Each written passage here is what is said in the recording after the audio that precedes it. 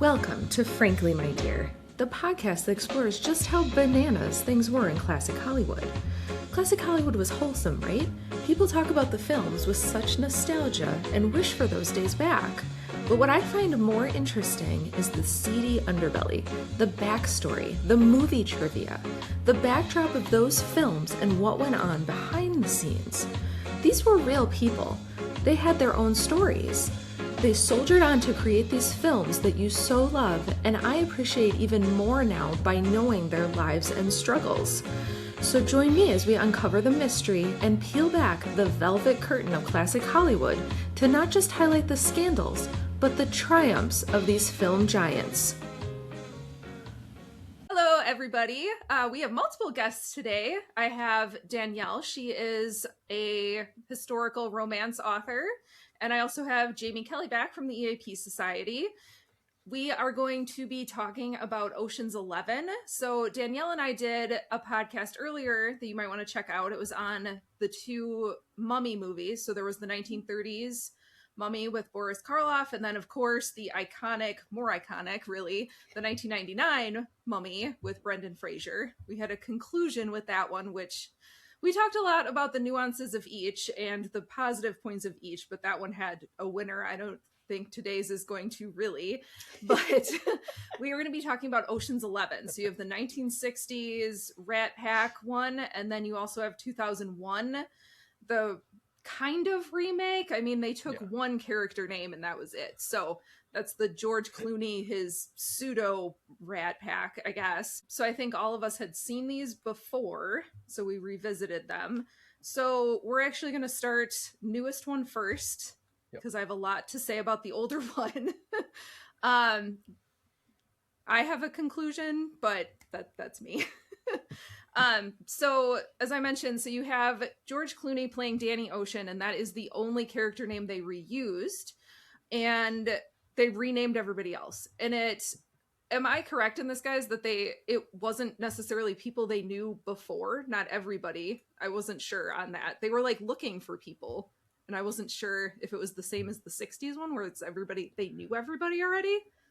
They're familiar with each other, but not like, I mean, they've done jobs together, essentially. You get the sense in little bits of dialogue, because I just watched about half of it over again today. And you get the sense that they're definitely aware of each other. They're familiar enough with each other because they will react to different things that they say. But yeah, they're not all it's like not as clear as the other one, right? Yeah. It's more about people that they know in the world for the most part, with a couple like the acrobat, like he was new. It's people, it's the not what you know, it's who you know connection, and someone they know they can trust to actually participate, as opposed, the criminals with morals, apparently, as opposed to the criminals without morals, right? Who would, turn them in. You're right. Yeah. The trustworthy criminals. Yeah, this is more about people that they know from the criminal world who are used to pulling a various type of job, as opposed to like just a battalion or a regiment. They all know each other specifically from something else. So this is a little bit different as far as that goes. Yeah. Right. And both of them, they're trying to steal from, like in the new one, it's one casino, right? They're at the Bellagio. The Bellagio, right? the Bellagio, the MGM Grand, and the Venetian, I think, or something like that. Yeah. Okay. But it's one vault. So, they all use the same vault, as opposed to the 5. As I rewatched the original, I got lost in which, like, I liked that focus on one casino because I had my place, as opposed to the 5. It like spread it out a little too much, but I think that was more just the way movies, the difference in movies. But I did like that change, I guess. It didn't Pitt's character, he's always eating in the new one, and I think that's a nod to somebody in the old one. I think there's something about, like, they're so busy, so there was something about this that I read, like, they're so busy and don't have time to eat, so they decided his character was just going to eat all the time. Right. Yeah, it was something. It was like a weird character, something they did for him. There was also something about Julia Roberts' entrance, and he's eating shrimp, and he ended up eating like 40 of them because of how long it took to do that. That also might have just been George Clooney making them do it over and over again just to see how many he would eat before he stopped. Because like Brad Pitt and George Clooney love screwing with each other like that. Oh, by the way, it's the Bellagio, the Mirage, and the MGM Grand. The Venetian did not exist at that point. So, yeah. Because the Venetian, I believe, was pretty new when we saw it in 2006. I did like that they, like in both movies, the guys they do have some chemistry. Like, especially in the old one, we'll get into that. But the new one, too, there was something about, like, they would hang out apart from filming so they could kind of build that camaraderie as well. So I thought that was a really good idea. Apparently they gambled and stuff when they weren't filming, too. Why not? You know, yeah. I mean, you're there. When in Vegas. Yeah, right. When in Vegas. Yeah, you might as well if you're going to be there. Yeah, I mean, they've got a really good chemistry. I mean, obviously George Clooney and Brad Pitt have amazing chemistry, but honestly, everybody worked well, and Matt Damon, because he's kind of in their group as well. But everybody's really smooth. Everybody really knows kind of how to play what they're doing. You know, Bernie Mac is phenomenal. And he's got just that really cool centered power that just like, you just feel it off of him. It just radiates, which is great. You know, Carl Reiner has been around for, I mean, he's a legend. And that was Mel Brooks's, well, now passed, but Mel Brooks's oldest friend. And he does a great job. He does a great job in this. Really kind of a surprise role for him. What's cool too is like offset, they would hang out, right? So they would just like listen to him tell them stories too, which I thought was pretty endearing and nice. So, the other thing though, Matt Damon was not actually supposed to be in this. They wanted Mark Wahlberg, and he backed out to go do Planet of the Apes.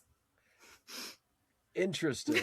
So I just read the article, or I saw a clip about Matt Damon. It was Tom Holland talking about how Matt Damon had mentored him through in the Odyssey movie, and how it was a pay it forward because Matt Damon, when he was a young actor, like in Oceans, people like Pitt and Clooney, and he named several other guys, brought him in and encouraged and helped him as he formed into the actor he was, and now he's paying it forward to the next generation of actors. And I thought that was just really cool. Yeah. That's very cool. You know, see how that happens, because you hear so much, you know, negative in Hollywood, and so to actually hear something more wholesome was encouraging. That's, some of them actually have a soul and, exactly. will actually do something for other people. Exactly. Actually be friends. And right. Yeah. And well, and I think, you know, that's, Matt Damon has always kind of given that vibe off to me. And I think part of it, you know, because like he and Jimmy Kimmel have had this, you know, fake beef for such a long time, you know, and he's really good about being okay with just, you know, being a part of the joke and everything, which is why he works so well with everybody, because he'll just kind of go with whatever's you know, whatever's in, so or whatever's going on in that moment. But let me ask you guys this: what would you think? So originally too, it wasn't Clooney, it was supposed to be Bruce Willis. That's so thoughts on that? He pulled out because of scheduling. The Bruce Willis would have been good, but I don't know. It'd be hard to beat that specific chemistry that they've all got is so good. And if you're gonna find somebody to play a part that was originally played by Frank Sinatra, even if it's very different, you need George Clooney is the closest thing to a classic Hollywood movie star that has been in the last like several decades. And honestly, if it wasn't for Clooney and Pitt and the chemistry that they have on screen, I don't think the movie would have worked. Agree. Yeah. Like that is the movie. You could just watch their clips in the whole movie. Like it's I was thinking about this as I was watching the films, is because the original is fun because of the chemistry of the people involved. The new one is the same way. I would say the first one is like watching a Rat Pack show. Mm-hmm. The new one is like watching Siegfried and Roy, because the magic trick that happens is pulled on the audience as much as it's pulled on the casinos. Mm-hmm. Because they'll do these like last minute things where then they show you what they were actually doing, and you're like, oh, that's how they expected that. That's how they got out, or that's how this worked, or that worked, or the other. And it's a very different. It's a like, well, Kristen and I talked about this. It captures obviously very different, but both snapshots of a Las Vegas that in a lot of ways does not exist anymore. Mm-hmm. And so we're very lucky to have both in, like, the original Ocean's 11 and Viva Las Vegas, 60 and 63, slightly different Vegases, but very similar. So that's really cool to capture classic Vegas. And then the 2001 film to capture that strip before corporate capture got so bad that you just can't hardly do anything in Vegas anymore. Before resort fees were like $100 a night and whatever else. And it's neat to have those things to remember what that was like, because who knows if that's going to come back. Certainly probably won't be the same way, even if Vegas does resurface as anything but a playground for billionaires. It's going to be different than what we've seen in both of those films. So it's a neat time capsule in that regard too. Yeah. Makes me think a little bit about, like, if you think about the difference between like Atlantic City and how it had its rise and fall, and then Vegas kind of took over from that and its rise and fall. And I don't know that something has come up like a Vegas to an Atlantic City to replace it yet. Yeah. I have a feeling that it might, or perhaps it will. I have to imagine it will, because it's human nature. Right. Like, to have a playground of some sort. Something like, well, I think a lot of things are moving digitally, unfortunately. So maybe not as present. Yeah. Well, I think that will flip, because we're kind of in a moment right now. It's true. Not to get socio-political in the middle of this, but I think we're in a moment right now. I was going to say that's my education degree. So you go socio-political. I am all for it. Cool. Well, yeah, like things are moving in such a crazy direction with economics now, and there are so many ways that tech companies and digital entities are quite literally gaming Wall Street and our entire financial system for their own benefit. So I think it's going to take those structures either falling to the wayside, which they're doing a decent job of getting to there themselves, or systematically dismantled before things can get to a point of being physically built again. I think it'll happen, but it's going to take some time for that to kind of... I wonder if that's why it's so easy to root for the criminals in both movies. Mm-hmm. Like, because we see the corporate greed and the it's what they say in both movies. It's like, you can't beat the house always wins. And so the fact that the little guys are actually gaming the system at their own game to beat them, even though they're actually doing it outside the law to not get caught, you kind of almost gloss over that part. Like, you want the bad guys to win. They do that. It's true in both films, and I think even more so in the 2001, which is why it's okay for them to succeed in that one, because they give you a villain. They give you, like, there's not just like, hey, it's these casinos. It's this douchebag who owns 3 casinos, and like, and he's an ass. That's what I was thinking. That is one of the changes from the old to the new that I really liked. Like, there was someone you could root against. Yeah. And whereas the other one, it was like, okay, great. Like, once they succeeded, you're like, okay, and now, like, now what? But this has been a thing throughout time. Look at, like, Bonnie and Clyde. The way these figures are romanticized. Yeah. is Robin Hood. Robin Hood. Steal from the rich just to feed the poor. Exactly. Batman, if we want to switch. Oh yeah. I'm a Superman junkie, so I definitely it's a little different. Well, not in the 30s, but still. But yeah, and that's why this story works so well. Especially, like I said, the 2001 film makes it implicitly personal, whereas the 1960 film, it is personal, and they do a couple of parallels as far as the people kind of seeing something that is not good in their life. They're like, I don't want to, but it's a little lighter. They go more for there's one guy who's a really bad rich guy who's really mean too, how he'll go after people that try to do anything to him, and then to watch him lose and to see the look on his face when it happens and all this. That's right. They centralize it on a single villain. In the 1960s one, there's not really a villain. I feel like it's more like, hey, let's do this thing and see if we can do this thing. But it's more about the act. It's more about the act, and the point of understanding for the audience is, the one guy doesn't want to see his wife harassed anymore, and the other guy has a heart condition and he wants to help his son, and like everybody has, one guy, he doesn't want to have to ask for money from his mother anymore, and all of this, it's like that's probably the most it's like, oh wow, what a problem he's got. He grew up to be the guy in the 2001 film. No, I'm kidding.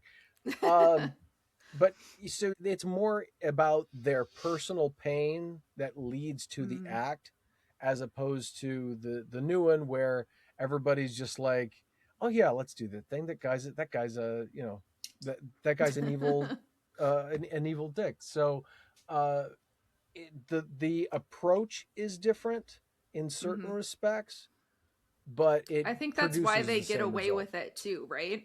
They get away with it in the new one because you want them to, because they identified a villain that you want to lose.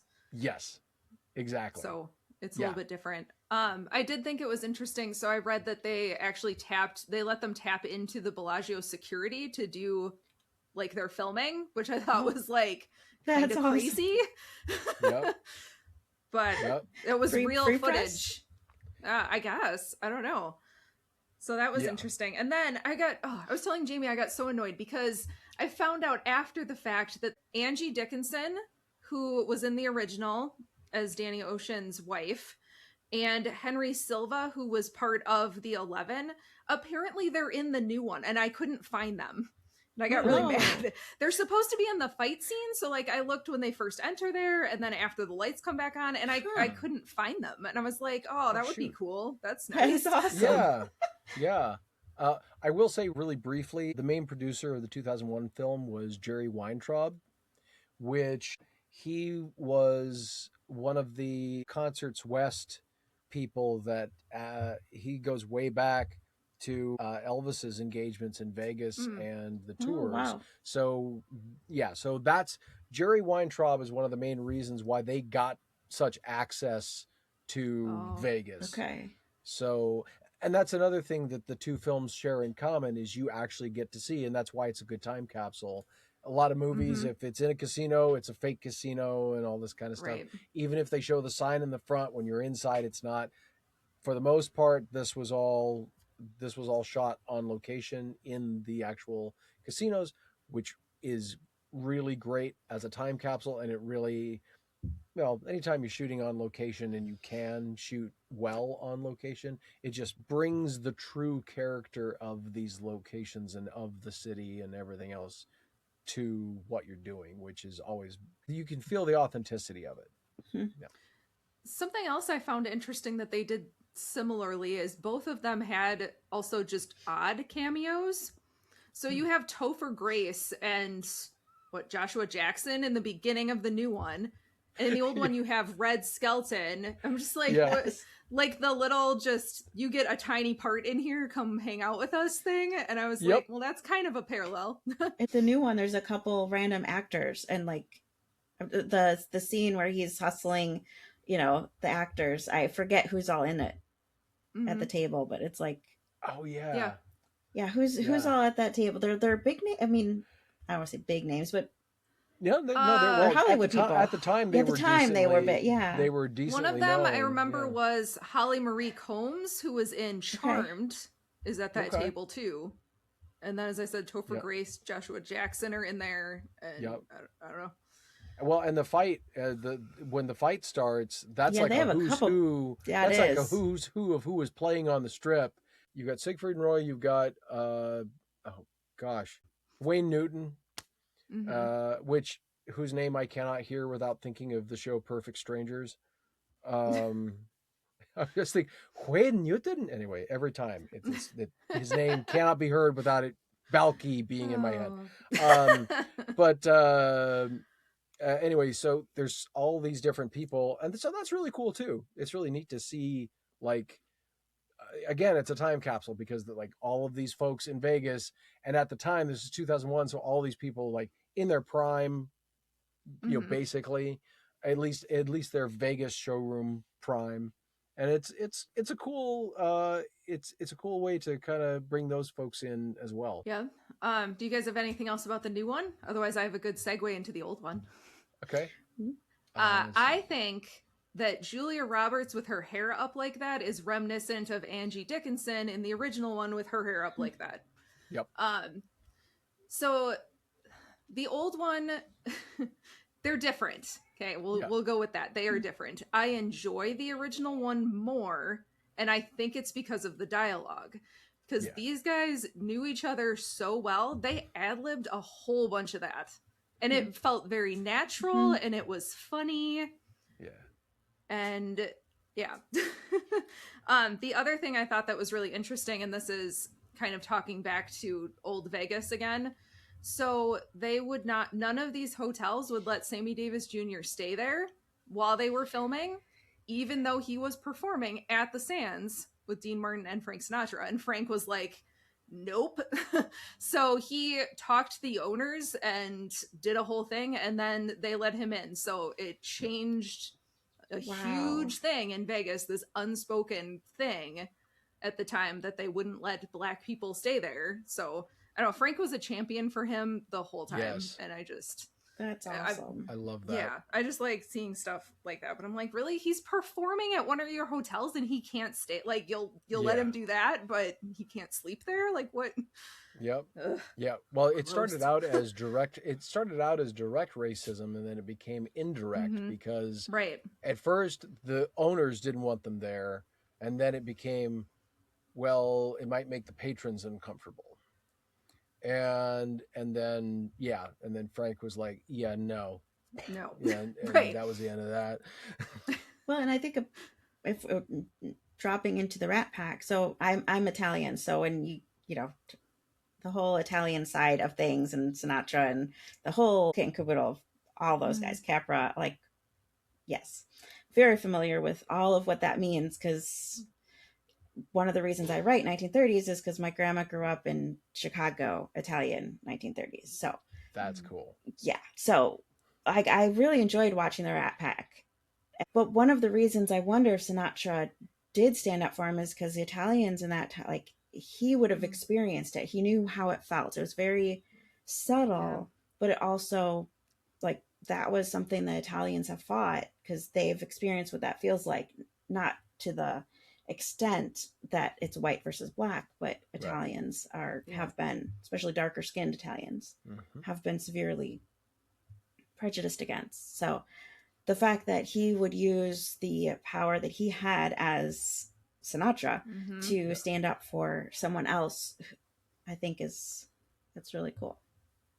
Absolutely. Yeah.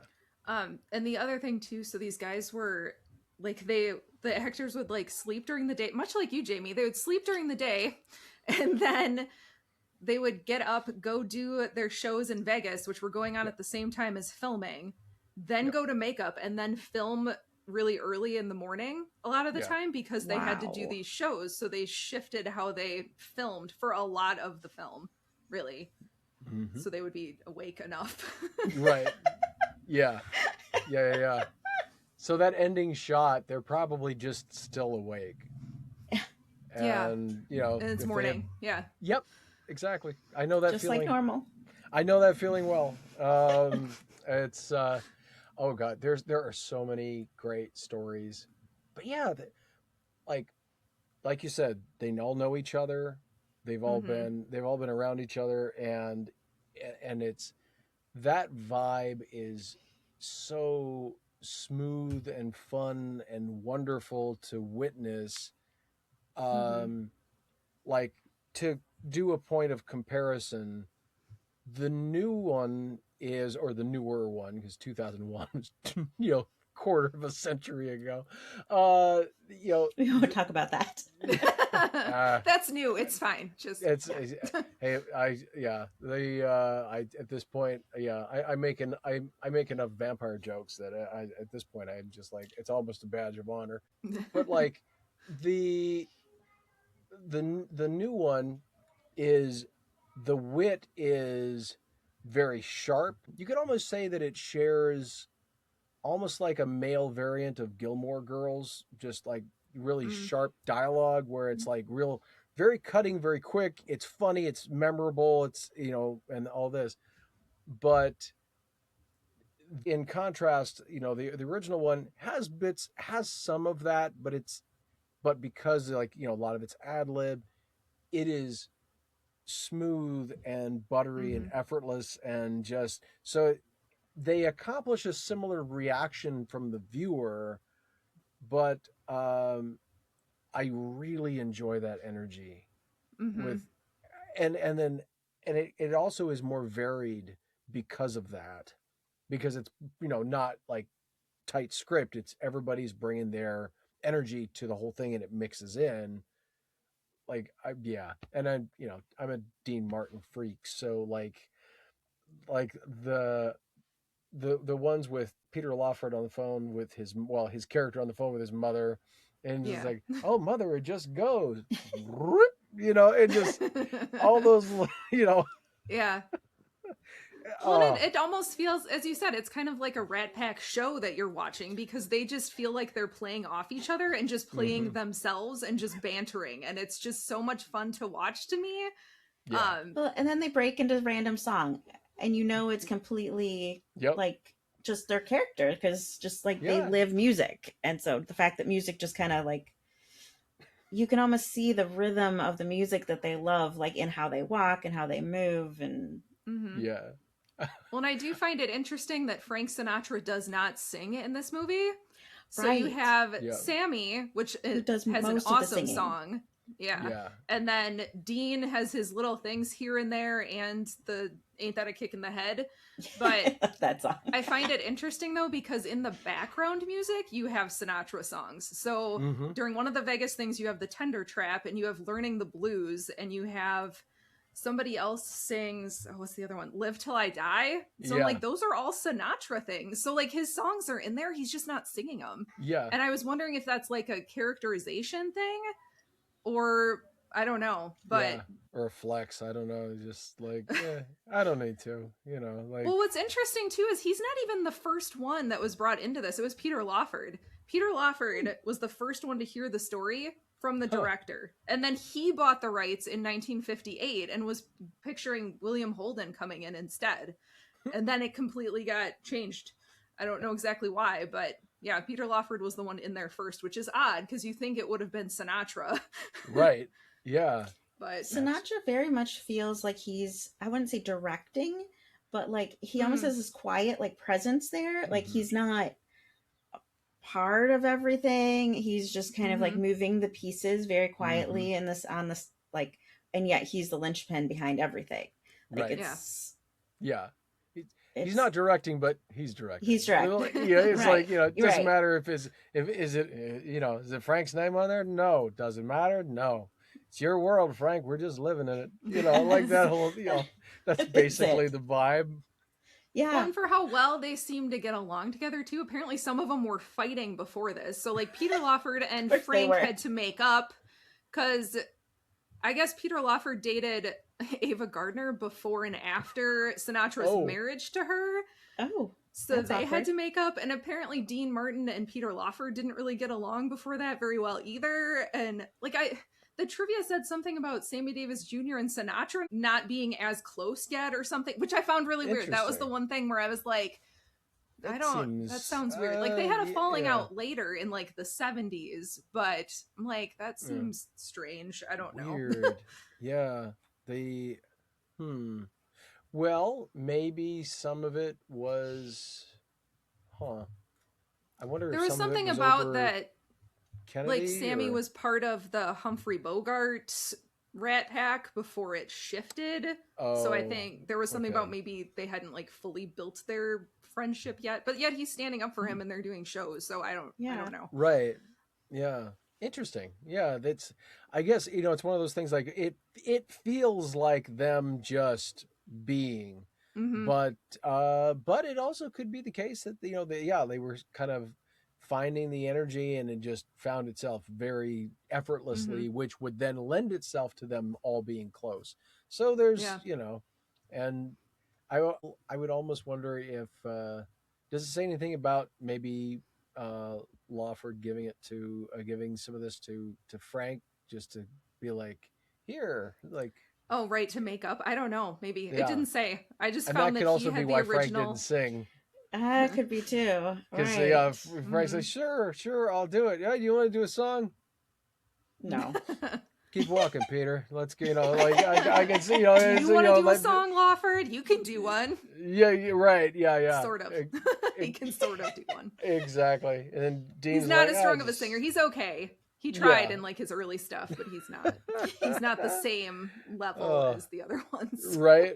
Yeah. And you were talking about like, Dean and Sammy being the two main ones to get to do anything, and like, it is a shame that we don't have a full version of EO11 with that performance of EO11, because to me it is by far the best version. I think there were 2 arrangements of the studio or something like that, and I don't like either one of them compared to the movie. And he's just so effortless in the movie. It's like, he's so talented. It's so natural, and it's just like, I love the ending when he's driving the garbage truck, and he's just singing. He's just like, you could picture him. That's probably how he drove his just went to run his errands or something. Right? Like, yeah, it was going to the grocery store just singing out. right? Yeah. Oh, and if it was anybody to do that, it'd be Sammy. Well, and then ironically, like, that's the best version, and especially that first one that we hear of Dean on stage singing "Ain't That a Kick in the Head" is by far the worst version of "Ain't That a Kick in the Head." And like, Chris and I were like, Dean just like, just put me on. Let's, I got bubble gum and no F's to give. Like, just, it's a wee bit uninspired. Yeah. I was saying, like, sometimes he does like a shtick and it's funny, but that one's not. And you're just like, he's just not, he doesn't care. Yeah. The best one is that the one for Peter's character's mother. Like, yes. It's like, I love the dear money that shines in her hair. God bless her and keep her.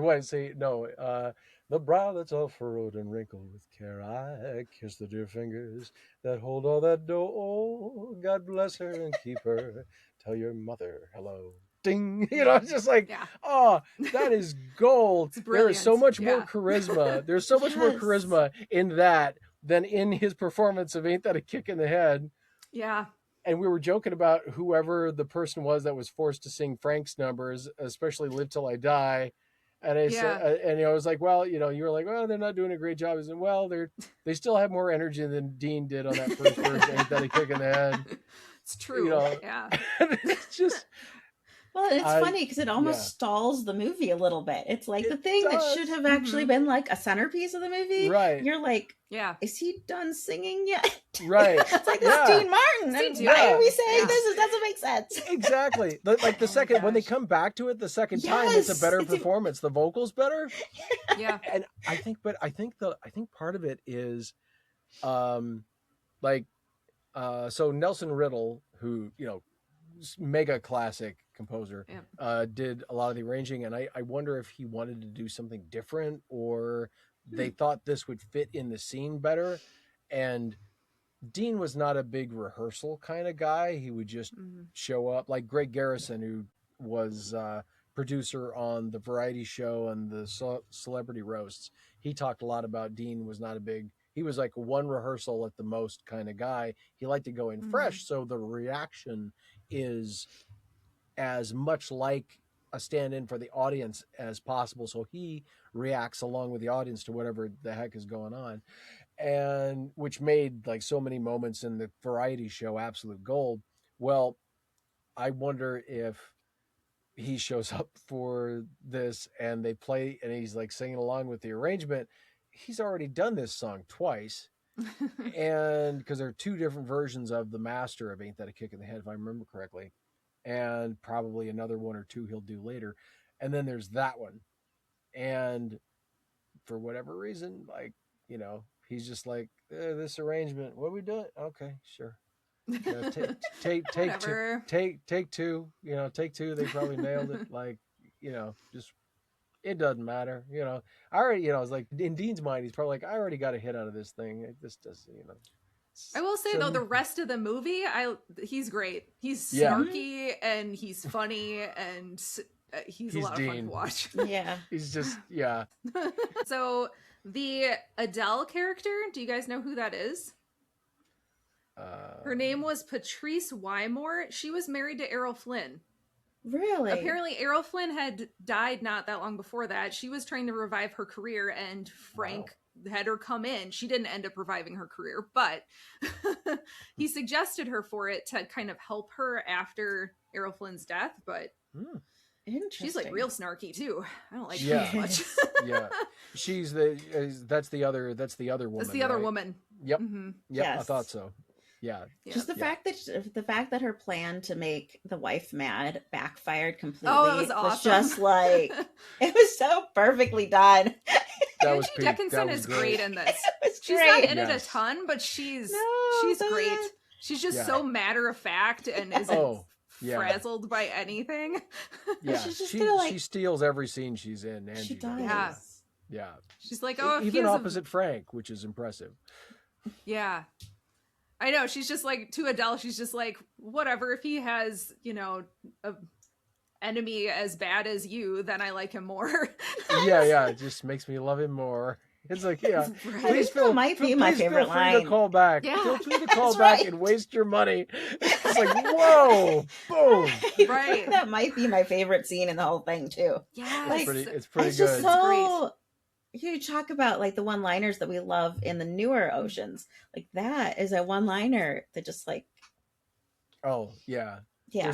There are so many. There are so many ones in the original that are will forever be stuck in my head. You know, sometimes it rains, sometimes the sun's out. You know, like so. I like. Oh yeah, and it's even better than I remember it being. Like as good as I remember it being. It is even better. And I think you both said that too, right? Yeah. Danielle, you were saying that you were enjoying it more this time, right? Because I've seen it several times before, and I think it always dragged for me. So I don't know if I watched it on like 1.5 speeds. I don't know if it like sped up, if I just sped up the pauses more, because they tended to talk a little bit more slow. Yeah. Or I just appreciated the rhythm of their talking better. And then I think I realized what really caught me was that the ending. I didn't like the ending.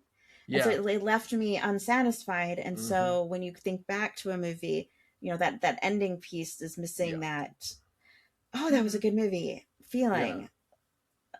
Just, it's kind of like, okay, wait, they didn't get the money or did they? They got play? Right. Like, yeah. Wait. Well, now here's the interesting thing. Here's spoiler, by the way, after the fact.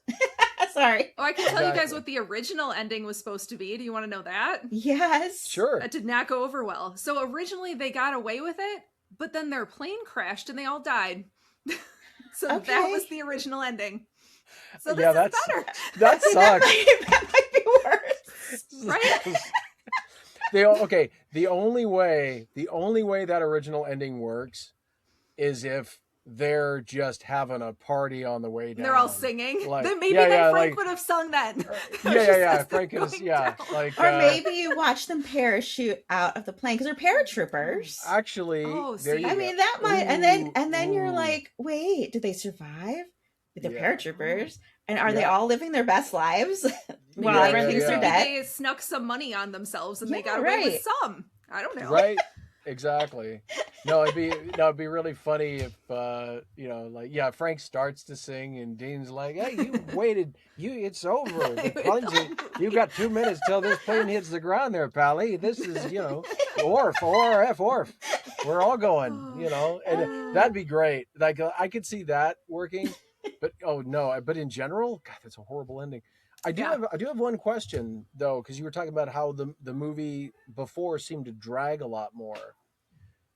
Do you remember when it was that you saw this last? Oh, that's a good question. Probably in the last decade or so. Okay. The last time. Okay. So and I don't know that we finished it. Okay. Now here's the other question. How soon after did you see that one after having seen the 2001 movie? Like how close is the proximity? That's a good question. I don't know. Okay. Because I'll tell you the reason why I say that is because I saw the 2001 film. I then heard that there was a Rat Pack version. And loving Dean Martin, I got into Dean in 1999. So I heard that. I'm like, oh my God, that's going to be even better because there's Dean Martin in this. And it's the original. And it's originals are always better. Right. But I'm 21 at the time. Okay. And we're riding the crest of like Elvis's A Little Less Conversation remix is actually, no, I don't think this was... No, it wasn't the remix version. It was the original, not the movie version. It was like take 3 of the movie version, which is in a lower key. It was found on acetate and then had been used in a few things and was used in the remix that came out that same year. So there's a lot of like, for 2001, the Ocean's 11 movie is like hyper modern. Yeah. So lots of things are happening quick, bam, bam, bam, bam, bam. And then you go and watch. That's like getting yourself up on caffeine and then saying, "Let's go watch opera." Like, it ain't happening. Like, especially if you are too young to make the switch, the mental switch. Right? As you get older, you start to vibe better with those kind of flips. And I think the second time I was trying to introduce it to somebody. And so I think there was also that. Yeah, you're feeding their energy. I grew up this is why Kristen and I talk all the time. We're like, I grew up on old movies. My dad's an old movie buff, into film, and you talk about Sinatra and the Rat Pack guys, like seeing them in like The Godfather, and like just those that has that slower pace actually. Yes, but this one takes it even a little slower, like. I don't know. There's something. Yeah. I mean, I find The Godfather to be significantly slower than Ocean's 11. But yeah, and like the last time I had seen this, I mean, I've enjoyed the original, but I remember the first time I saw this, I loved everything up until the heist. And then after the heist, it like. Oh my God. And the last scene seemed like I was just like, really? The last scene is awesome. Oh no, it is. It is. But what I'm saying, it is. Well, I have a different context for. But because for me, I had seen the original one. Yeah. So for me, I had seen the original one first. So I come at it from that and being a huge Sinatra fan. And so my perception of it is different than if I had seen the newer one first, right? So and I don't know, I like the ending of the old one. It kind of feels like this weird poetic justice, of course, kind of thing. Totally. But And I have to say, I love Cesar Romero in this too. I think he's so funny and he's perfect. He's perfect. I don't know. There's something about him that I just love. And I don't know if it's the Joker in my head or what it is. But no, he just has this presence, I think. And he, like, you know that he's kind of their villain, right? But I still like him. Yeah. Well, because he's not really necessarily out to hurt them. He's going to teach them a lesson. Exactly. And he's impressed. Like, yeah, he's a villain that's going, you know, if you guys had been seriously in the business, you know, I would have rode you out of town, but I'm kind of good job. Like, it's like, you know, it's almost like, I don't know. I was thinking like, I've been watching Scrubs lately, so it's almost like Dr. You know, good job, newbie. Like, you know, he's impressed with them. So, and he's incredibly charismatic, like to the nines. He's smooth. He's like, if you could somehow take Cary Grant and Clark Gable and put them into one, like, person. I think I'm maybe thinking more the mustache but anyway, like he is the smoothest thing on screen this side of Dean Martin. Like, and maybe even surpassing Dean in just the effortless power he sits in. Yeah, he does. And he enjoys that. What they say, choose the scenery up, right? Like he's living his best life playing this guy who is on top of it. And that energy is infectious because we tend to root naturally for somebody who seems like they have all the answers and they know what's going on and they have like the idea, right? What year was 12 Angry Men? Was it right around the same time? Because as I was watching again the old one, I was having the same like characterization of having a lot of men, having to keep them separate, but they each kind of had their own little story tied to it. I don't know. It had some vibes. 12 Angry Men was first. 57. So that was 1957. Yeah. Okay. So 3 years prior. So same tone. Yeah. Cinematic tone, I guess. Yeah. Yeah. And he kind of has that. Well, I mean, he'd been around for a while. I mean, he's got that 40s, 50s leading man vibe, and he gets to be a little bit of a villain. So there's like that goodness in there too. Yeah. So he sort of occupies every space sort of all at once. It's a perfect role. I love his interactions with Peter Lawford too, because Peter Lawford comes off as such a brat too. Initially, well, this is going to be his new stepfather, whatever, right? So they have this conversation and Peter Lawford's just snarky to him, so maybe that leads into wanting to teach him a lesson too. But their interactions though were funny.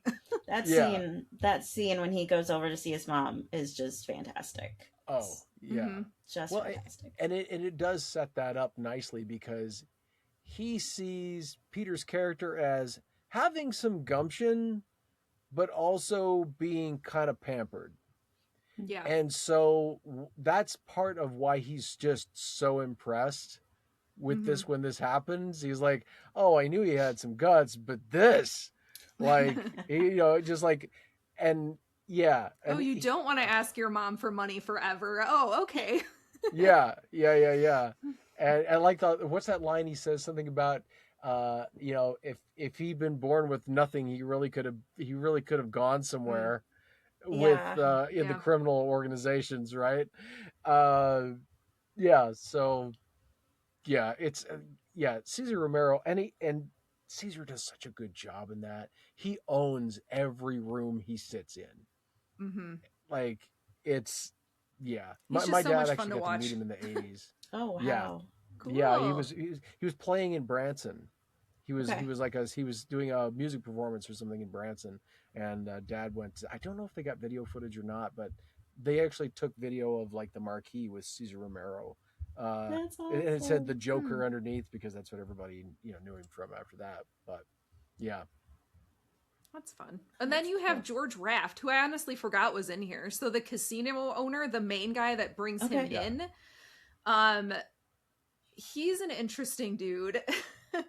He's also in Some Like It Hot. He's Spats. So he plays like gangstery and was kind of gangstery in real life too. But before all that, he was in movies with Carol Lombard and was like a super good dancer. He was a taxi dancer. Do you guys know what that is? No. Do not. Basically 10 cents a dance and women would pay him and he would dance with them. So him and Rudolph Valentino used to do it, and they would get paid to dance. He actually taught, in Some Like It Hot, he taught Jack Lemmon and Joey Lewis how to tango.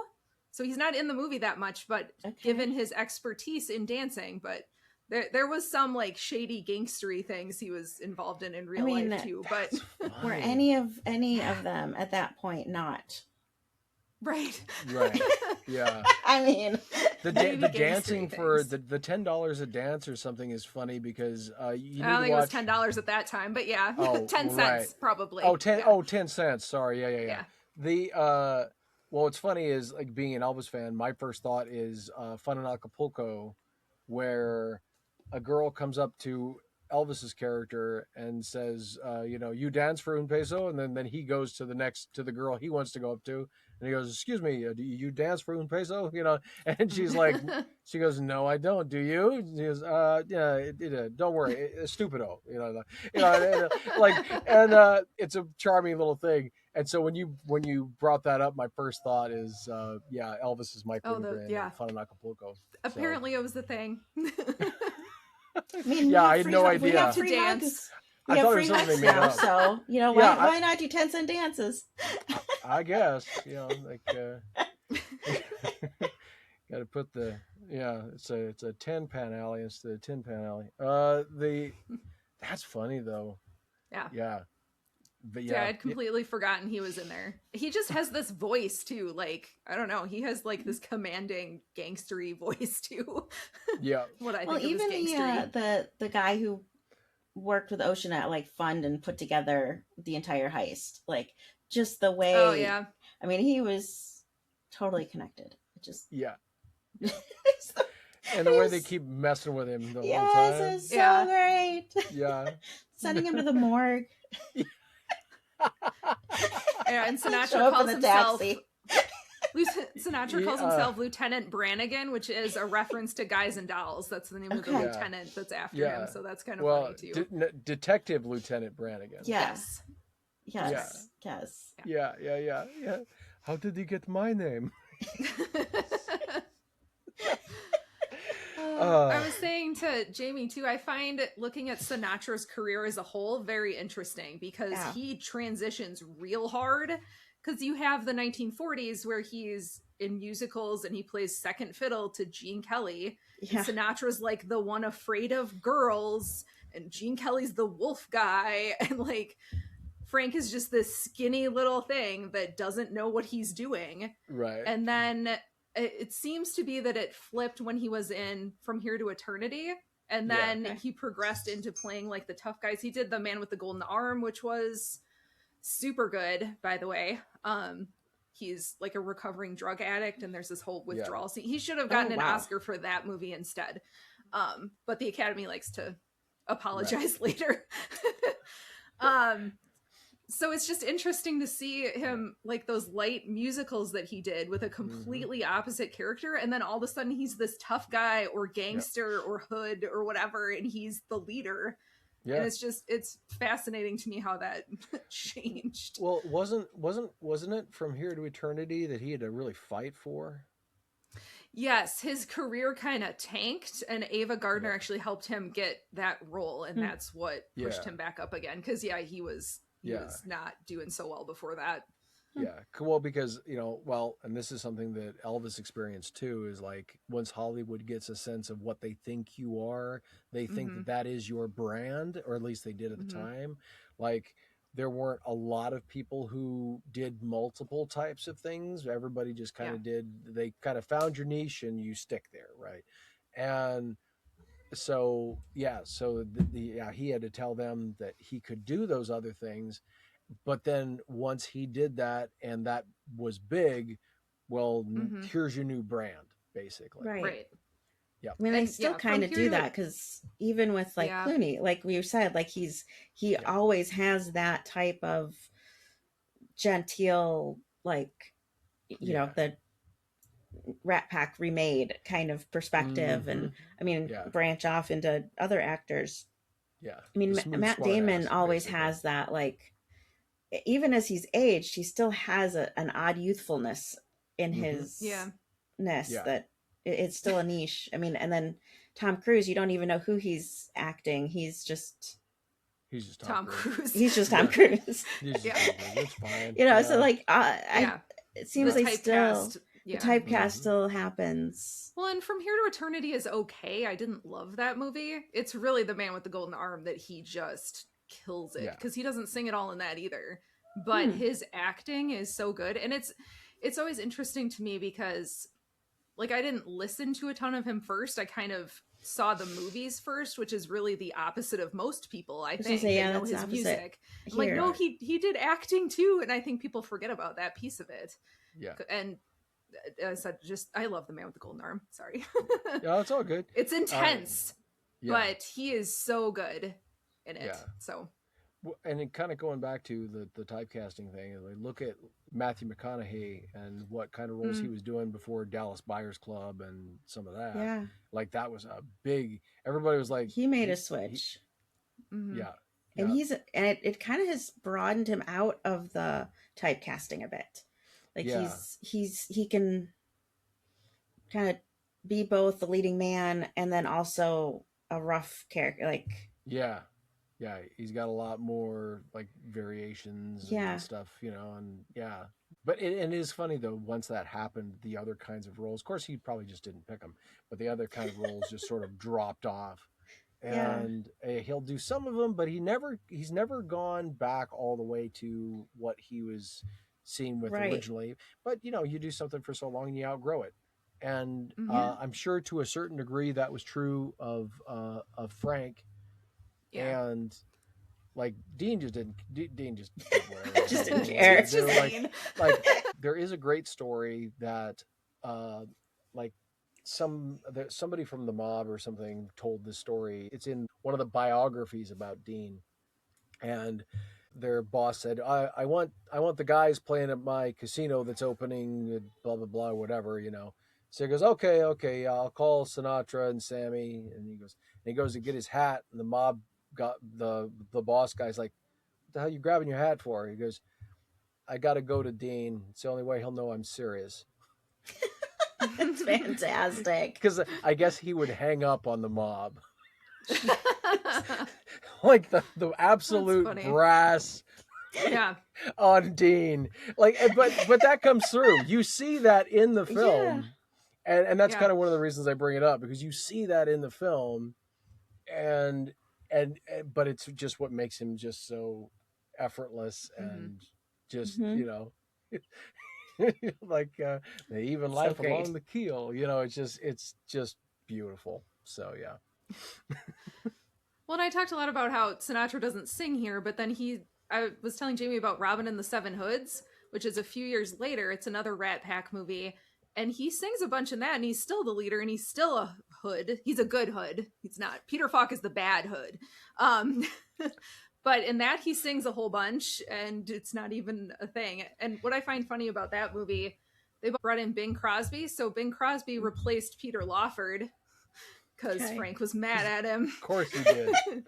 Yep. There's something about Frank wanted JFK to come and stay with him, but he went and stayed with Bing Crosby instead, and then he blamed Peter Lawford since he was his brother-in-law. He was JFK's brother-in-law and couldn't orchestrate this for him. Yep. So then he brought in Bing Crosby to take Peter Lawford's role, which is so funny. Oh yeah, well, if I remember correctly, part of it was that JFK's administration was getting ready to take on the mob, and because of Sinatra's ties, they thought, yep. And there was nothing that Peter could say, and that didn't matter. But he still blamed him anyway. Oh yeah, you didn't fix this for me because he could, you know, like Peter was. Because again, it's not what you know; it's who you know. It's Yep. It's all and about Peter the knew connections. them and he couldn't fix it.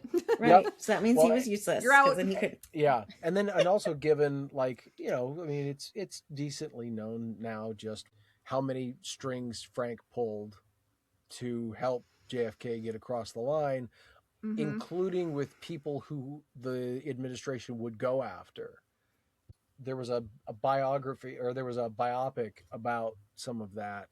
And I guess one of the mob bosses was basically like, you know, was asked, should we go after Sinatra? And he's like, nah, I like the sound of his voice.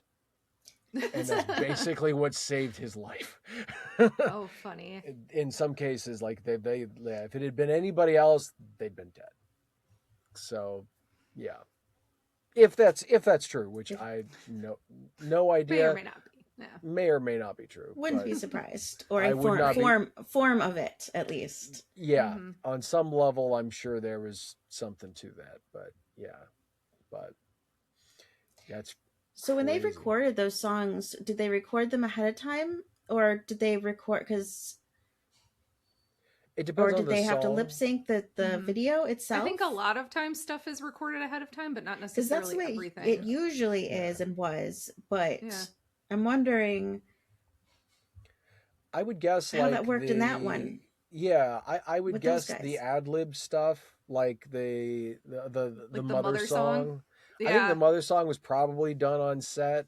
I think so too. I think that was an ad lib. Head is any of the structured songs. EO11 was not done on set. That was pre-recorded, which is also you could tell there was one or two spots where you could tell the timing got off. Yeah. And because I look for that. Yeah. Once you see it, you can't unsee it. Once you see it, yes. Yeah. So like, and that's another reason why I'm pissed that we still don't have that version like on record. Right, because it was actually recorded. Yeah. So there's that. Ain't That a Kick in the Head?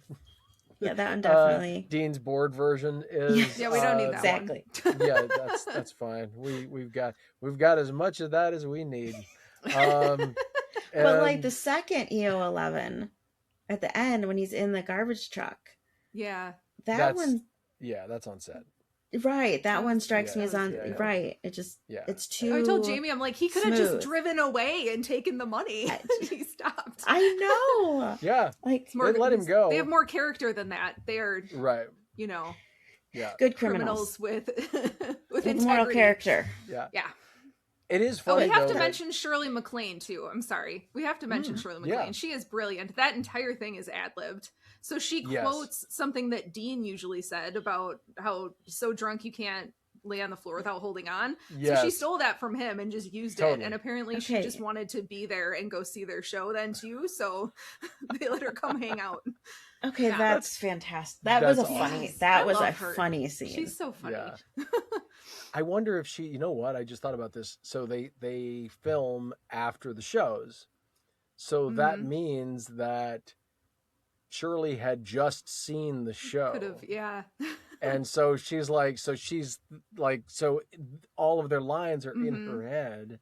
So she's pulling from, you know, the closest thing. And since Dean always played drunk, there's the material sitting right there. Right. Perfect. Yes. You know, I will say it is kind of funny though, that, you know, they let they let Sammy's character through, you know, if he had just kept driving another state over, none of the rest of the plot would have, regardless, like none of the rest of the plot would have happened. They could have told him, like, I don't know what you're talking about. Yeah, go looking for the bags. Whatever, they wouldn't have found, but but again, watching the ending scene this time, everything, of course, I'm older. So, I'm older and we've watched a lot of criminals do a lot of legal stuff. So even with everything, these are mostly just guys that are doing it for the thrill of it. Mostly. And so this you don't mind that they don't get away with it. Yeah. The fact that they don't go to prison over it. Right. They just don't get the money like that. is enough. Well, and the other thing about it too is that well, and Tony's widow gets like a little bit. I think they should have given her more. They did do that. But the fact that happens, that helps redeem some of it too, I think. Yes. Yeah. And they did it for the kid. I was telling Jamie, this is so weird that the crematorium thing was going on at the same time as the service. Was really just a wee creepy. They would could not hear do it. That. It's like, no, I don't want to know that. But it sets up that killer look that they go down the line. So you need that. But like, I'm like, they would not do that. That's awful. So they kind of replicate that a little bit in the new one, just when they're at the fountain, the Bellagio fountain. Bellagio? Fountain. Yeah, where they're all sitting there and they all kind of look at each other and then walk away. So they do a semi nod to that. Yeah. It Rose scene. That's such a good scene too. At the fountain. I mean, it is with the Claire de Lune in the background. Yeah. And it's funny. The first time I saw Twilight, which has Claire de Lune in it as well. Okay. My first thought was the 2001 Ocean's 11 because that's the last time I'd heard it. Well, so, I almost feel like it stole the song so much that you almost can't see it anywhere else without it being attached to there. Even though it's a classical piece. It's exactly been around forever. It had nothing to do with it, but just the way they tied it so iconically to that particular scene. It's like it totally rewrote the song. Yeah. Well, and it is such a perfect sort of exhale after... It's an exhale celebration after everything that's happened, which is just beautiful because then it's just like, wow, because it encompasses like the majesty of the fountains. It gives the sense of the literal translation, it's nighttime. So it has this sort of exhale and all of this kind of stuff together. Now I hear the song and I think of Twilight, but for the longest time, you all know, everybody watching at home, hopefully I would imagine knows. Kristen and I are going to talk a lot about vampires and Twilight here. Yes, we have big plans for Halloween related content. Absolutely. All of Robert Pattinson's clothes fit me like they were made for me. And we actually have a collection. It's a huge flex for him. He likes to talk about that a lot. I do.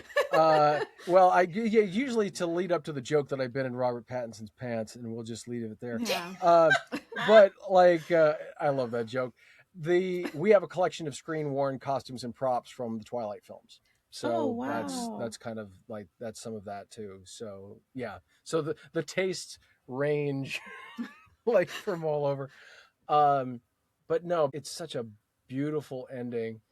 And then for that to be a reference to that moment in the original film where we start to call back we're getting ready to call back the EO11 song again, but now the last verse, and Sammy's voice, at least at the start, has a similar level of reverb to what is on the Claire de Lune recording. Yes, exactly. And so there's all of this, and that shot of them just absolutely disheveled walking. And then they break the fourth walls? They break the fourth wall with the sign and has their actual names on it. That is cool. Time. I know. I didn't either, but this last time I'm like, oh, they put their names on the sign. Yeah. Because earlier in the movie it says Donald O'Connor on one of the signs. I'm like, oh, that would have been cool if they had a cameo with him. What's the other Red Skeleton they had on there? Red Skeleton is in there too. Yeah. Yep. So they had that on there. Yeah. We saw Buddy Hackett. I was telling Kristen I can't see Buddy Hackett's name without thinking of Tommy Boy. Okay. And then I said that I grew up as a girl in the 80s and 90s, and Buddy Hackett is Scuttle from The Little Mermaid. Yeah, that too. That voice. So. Yep. Is what that triggers. Those iconic pieces that just are your. Oh yeah, all those callbacks and different things that that's But that is, I think, what we love about a lot of the classic films. Like, they create those iconic references that then when the newer ones reference, it adds that depth to the new ones. That sometimes I think the new ones lack that messaging, like that. I don't know. Extra magic. Yeah, the extra magic. Right. But I think Ocean's 11 does capture that because of how the fact that these nods to the original. And I think it adds the impact. And like Kristen and I talked about, we're not going to mention the rest of them. Definitely the middle one. Yeah. Like technically, I like 13 much better than 12. So yeah, except for Bernie Mac. That was yeah. I don't know. I feel like watching the movies now just has a little bit of like sad. Yeah. Oh God, I know. I know. I'm the same way. But I do kind of wish that they had continued the continuation ones, where where it's Danny's daughter, and they have this whole thing about, is Danny Ocean still alive? Well, that would have been cool. And they start dropping hints like maybe he is. So then it would have been like her and her like team of women thieves, and then Danny's original. Of course, half those people are gone now. So Carl Reiner's gone. Bernie Mac's gone. Yeah, it's like So okay, maybe a third of those people are gone. So. I haven't seen the other two, so I rewatched the first one for this, but I haven't seen the other ones. Well, I will say, like, the second one is interesting for a watch. It's not wonderful. It's okay. It's filler. The third one has a lot more of the vibe of the first one. But then again, since you didn't enjoy you didn't enjoy 11 as much, right? It might not be as much of a, I wish they had more of the feel. You might like 12 actually, because there's a lot to like in 12. It's just not as good as 13 because it doesn't call back to. It doesn't have the same vibe. I will say I did like it better on my rewatch than I did the first time, but it had been years and years since I had seen it. So I did like it a little bit better. I remember originally I didn't like the fact that they got away with it because I like that original ending. Sure. So I was like, they're doing this as a money grab so they can make sequels. Right. That's what it felt like to me. When I saw it originally. There was nothing. I mean, Frank and all the guys, they got away with it. They just didn't get the money. So technically they didn't go to jail. Yeah. Although what is Duke going to do now? Heist. I guess maybe nothing. Right. Yeah. Like and in the new one, Danny goes back to prison. So so somebody didn't get away. There's another layer of redemption there, I suppose. Yeah, exactly. Sacrifices, whatever. Yeah. Right. And, but it was a different kind of. But it wasn't quite the same thing. He wasn't in for very long because it was more right. Like they thought he did, but they 3 to 6 months. Yeah, it was kind of quick. It was going to be years. I love the ending though when they come in the car and it's like, well, should we go check out the women's prison down the street? Yeah. Such a good line. Yeah.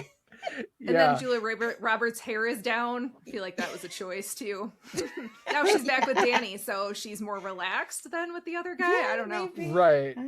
Right. And the fact that they're in the back seat and he's chauffeuring them around. Clooney and Roberts have such a chemistry, too. Clooney and Pitt do, and then Clooney and Roberts do. It's just yeah. Oh, I and don't if you know. Did that seen start Wolves, around there, or did it? Had they had it before? Because it's only gotten more since then. Oh yeah. Yeah, I don't know. See, George Clooney, Brad Pitt, the first film they were in together. So this is where that started. This is where that started. Okay. Yeah. And if you have not seen, by the way, if you've not seen the movie Wolves, it was on Apple TV. It was September of 2024.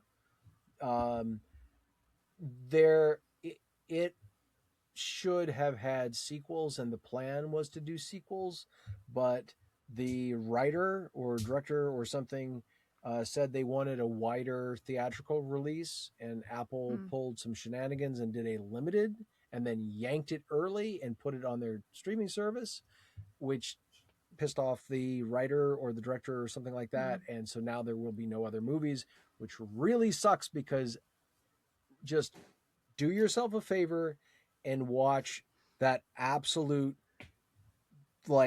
acid trip crazy film. I enjoyed the heck out of it, and it is a lot of the same. If you like Brad Pitt and George Clooney's energy in Ocean's 11, you will love Wolves, because it is an entire movie of basically them just doing them. Yeah. Except they're like cleanup guys in the spy slash I don't know, whatever sense, where they somebody gets killed, they clean it up kind of thing. And but they're rival cleanup people, and it's a fun time. That does sound pretty good. It's highly recommended. But yeah, I will say though, I enjoyed all three Oceans movies, but 11 and 13 were my favorites, because 13 is a return to form in a lot of ways. They're almost making fun of 11 as they go. Yeah, I mean it's a nod to, but they poke at it a bit. Yeah. Which that's fun. It's pretty fun. Yeah. Yeah. But yeah, and I have not watched 8, the women's version. I enjoyed it. Okay. I love all like the actresses in it, but I just never got around to seeing it. I'm glad you said 8, because I was trying to think of what the name of it was, but 8 is really good. I couldn't remember if they had done a second one. I think they might have. I know. But I know they talked about it. I don't know if they actually followed through on it. Need somebody to look everything up. Right. Okay, yeah. So Clooney confirmed a budget had been approved for Ocean's 14. God only knows when this is. Returning casts. So they were talking about everybody coming back. Okay. When is this from? Yeah, right. Because October 2025. George Clooney teases Ocean's 14, says filming will start in 2026. Okay. Cool. So, tell. Yeah. I mean, like you said, though, how many of them, obviously, original cast, but there are several original casts that aren't. So is it in... I mean, obviously it'd be Clooney, Pitt, and Roberts. Yeah. So Clooney, Pitt. Because those three kind of make up the core. And Damon. Matt Damon, Julie Roberts, and Don Cheadle. Yeah. Is he still acting? Yeah. And one other person. That's 14. If you're gonna, because I'm sure Cheadle would love to do that accent again. That was just fantastic. Oh God, yeah, he's having a good time. Apparently, he didn't want to do it anymore after the first movie, and they wouldn't let it go. So, goodness, but how is he doing this weird Cockney accent that drifts in and out? Like he's not as good. Like Dick Van Dyke did it better in Mary Poppins. At least he stayed in it. It's the same kind of accent he's trying to do, and I'm like, why are they doing this? I don't understand. Well, it's kind of like in the original one. They have the one guy from, where is he? Australia or is he British? Or I'm not sure what accent he was doing, but it was. Oh, yes. He stayed in it though. I mean, when he talked. Well, yeah, that's true. Yeah. Well, he kind of pulls a little bit of that, so they kind of replicate that in 11 with when Matt Damon shows up late, and then he's like, well, maybe I don't want to do this, and Ruben's like, no, get in the house. Yeah.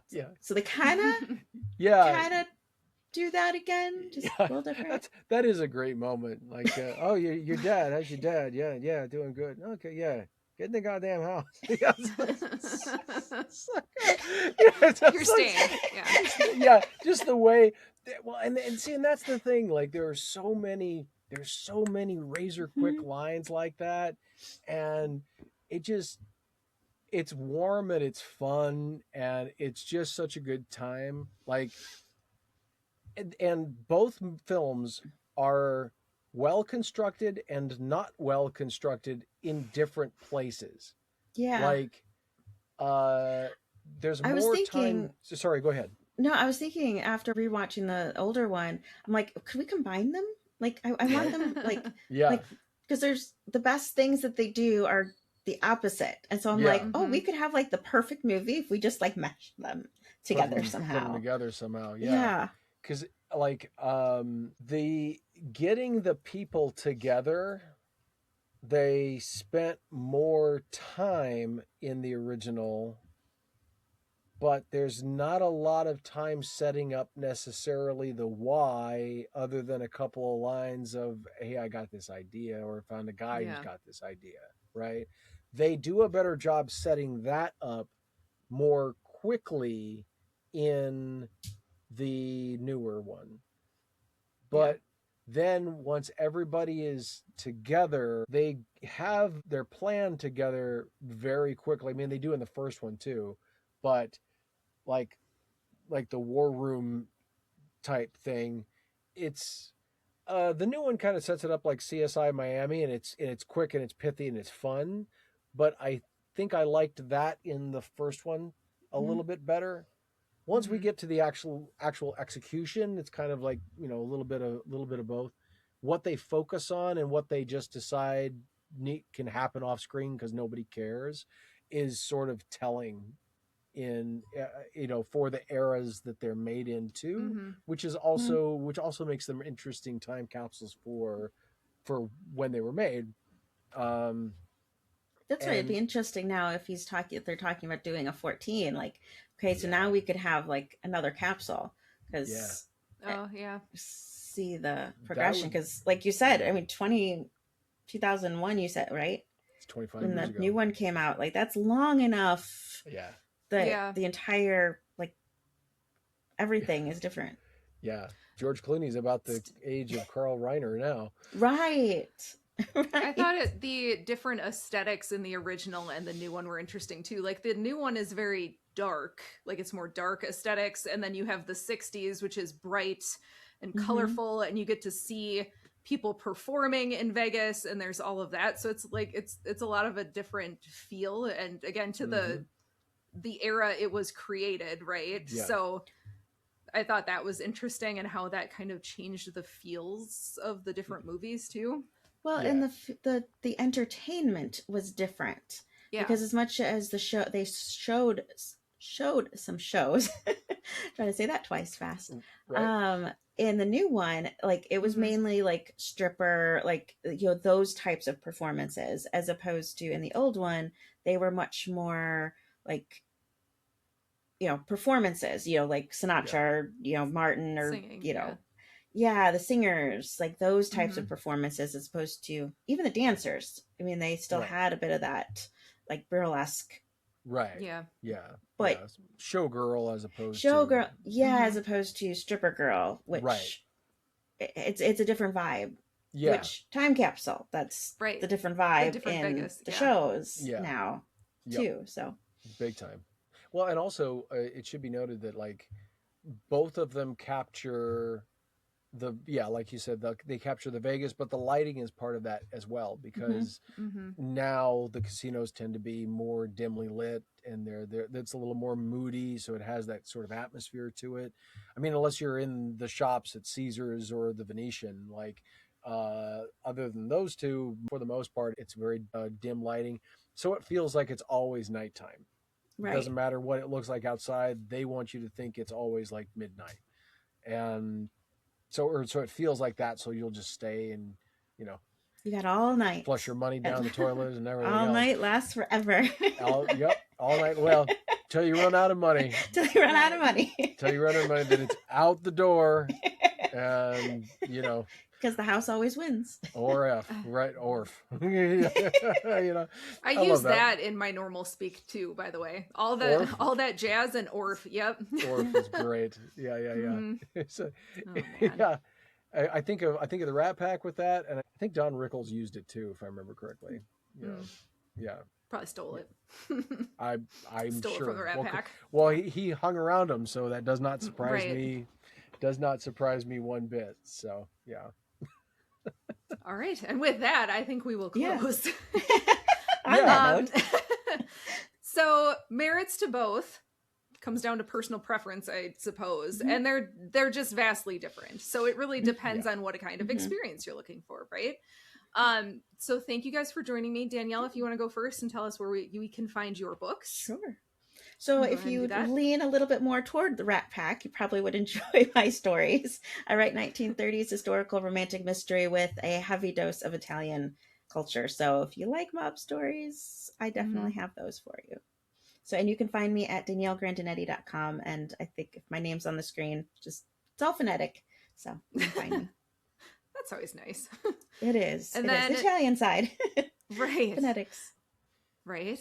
And then Jamie. Just a little point of thing for everybody, kind of like you were saying, Kristen, with the movies, it depends on the vibe that you're going for. And I would also say this, you can watch them close to each other if you watch one and then the other, just to kind of get like a direct comparison. But depending on your age and your temperament and what kind of mood you're in or whatever, also give them a watch sort of like separated from each other, because while they do share similar energies in varying ways, they are very different films, as we've been saying. So the one of the best ways is if you find yourself really leaning one to one versus the other, let yourself kind of sit in the energy of the other one and give it a chance kind of in its own merits, and treat it like it's its own film instead of a remake or an original, and just enjoy for what it is, because there's a lot to love in both of these things. So anyway, so I'm Jamie Kelley. I'm the owner and co-host of the EAP Society, which is the Elvis Archival Preservation Society. You can go to eapsociety.com. We have a membership where people can see videos early and all this kind of stuff. We put out 2 videos a week.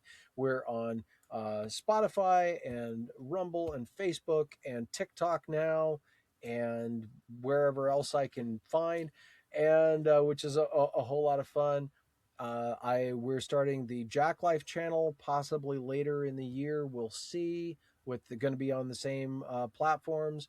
You can go, if you're a Twilight fan, you can go to edwardcullen.net. That is also my website. There's a lot of fun Twilight stuff there, including the Mobile Museum.